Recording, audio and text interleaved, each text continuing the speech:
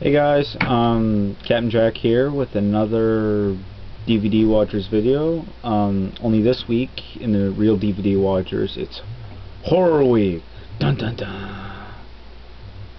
That wasn't as dramatic as I wanted it to be, but yeah. So we're all just gonna pick a horror movie and review it. You know, basic, simply basic.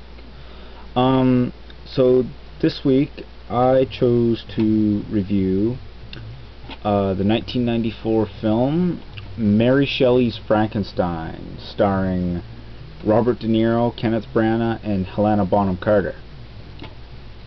Now this film, I think it's a remake or a retelling. I'm not too sure on that, and it's also directed by Kenneth Branagh.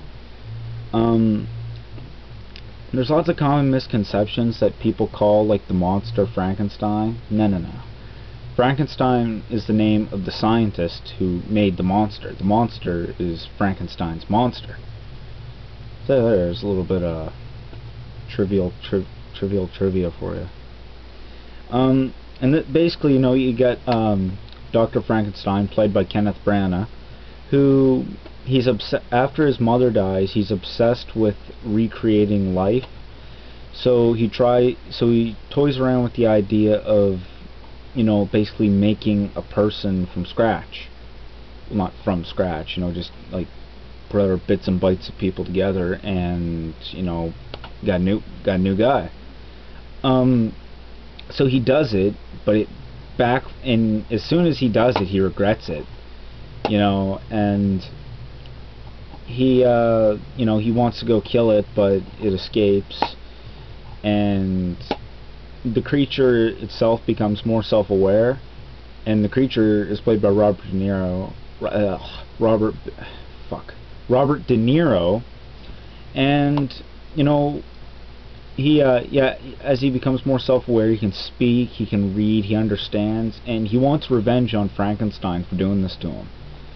And he basically he gets a decent amount of revenge. Like, I don't really want to spoil anything, because this is a movie that should be seen, you know, you should go into it, like, you know the basic plot line, but you don't know everything that happens, and I'm not going to tell you everything that happens. So yeah. Now, Kenneth Branagh, I first saw in the Harry Potter movie, Chamber of Secrets, and I thought he was a total dick. Like, I don't know if it was just his character, the way he talked, I don't know, but I liked him in this movie. And he directed it, which is, you know, this guy has some very good directorial skills, and I would not be hesitant to go and check out another movie of his. Like, in fact, he's directing the new Thor movie that's coming out next year. So I'm going to be checking that out for sure. And Robert De Niro gives an amazing performance as Frankenstein's monster.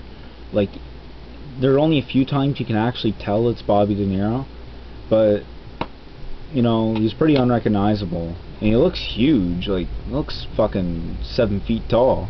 I think that's what they were going for. But yeah, it's and I'm a sucker myself for these monster movies. Like, I know they're coming out with a new Wolfman movie the end of this year or beginning of next year, and I'm gonna go see that. Yeah, and Helena Bonham Carter basically plays Kenneth Branagh's girlfriend, and she, you know, she gives a pretty good performance. I like Helena Bonham Carter.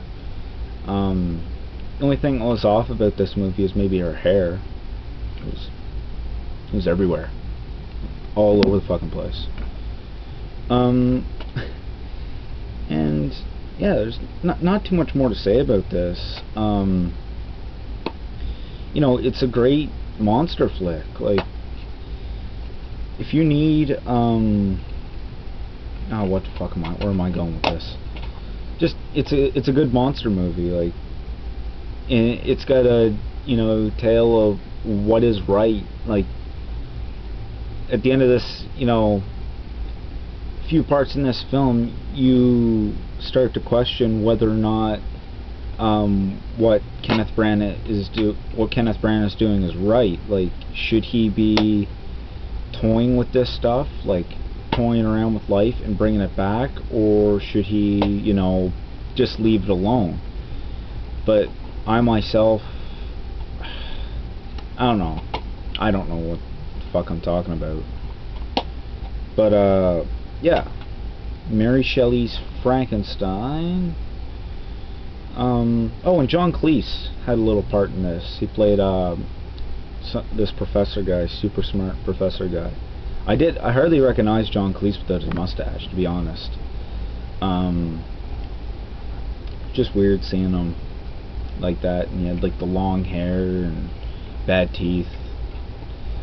So yeah, I don't know how much longer I'm going to try to put this off for extra time, but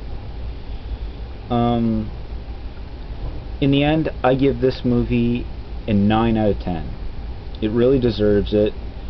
You know, got all your horror-y kind of. Well, I'm not too sure as to how much of a horror movie this would be considered, but since I don't have anything else at my disposal, this is what I'm reviewing, so deal with it. And you know, it's got a love tale and all that stuff. It's good, so watch it. So that was it for my review this week in the ReelDVDWatchers.